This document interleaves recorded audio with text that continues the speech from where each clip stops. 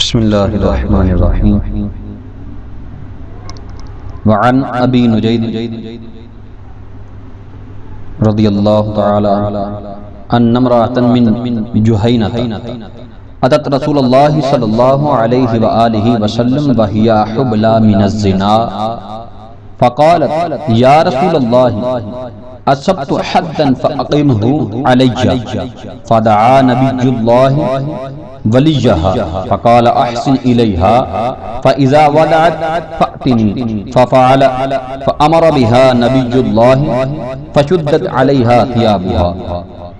حضرت ابو نجید رضی اللہ تعالیٰ عنہ بیان فرماتے ہیں، اور یہ حضرت ابو نجید رضی اللہ تعالیٰ عنہ ایسے صحابی ہیں کہ جن کے بارے میں حضرت اماں عائشہ صدیقہ سلام اللہ علیہا بیان فرماتی تھیں کہ یہ فاضل نوجوانوں میں سے ہیں،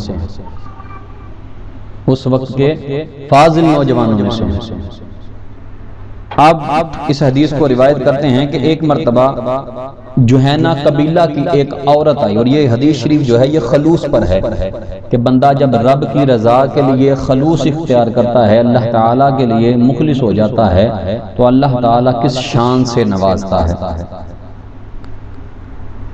وہ آقا علیہ السلام کی خدمت کے اندر وہ عورت حاضر ہوئی، وَهِيَ حُبْلَى مِنَ الزِّنَا، وہ حاملہ تھی زنا کی وجہ سے۔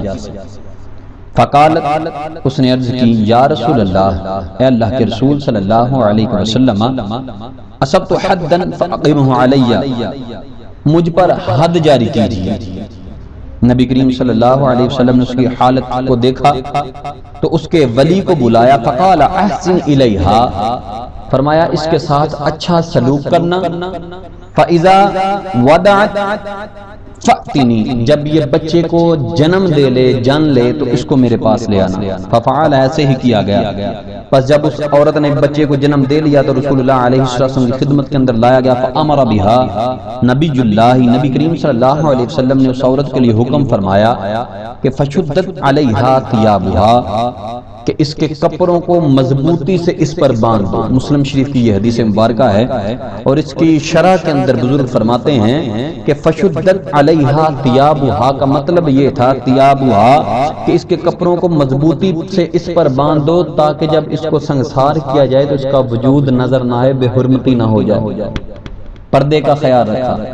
شریعت مطہرہ کے اندر جب کسی کو شرعی حد لگائی جائے اس وقت بھی پردے کا خیال رکھا جاتا ہے، اور آج جن گھروں سے ماں بہن بیٹی بے پردہ نکل جائے اس گھروں کی عزت کی کیا بات کرنی۔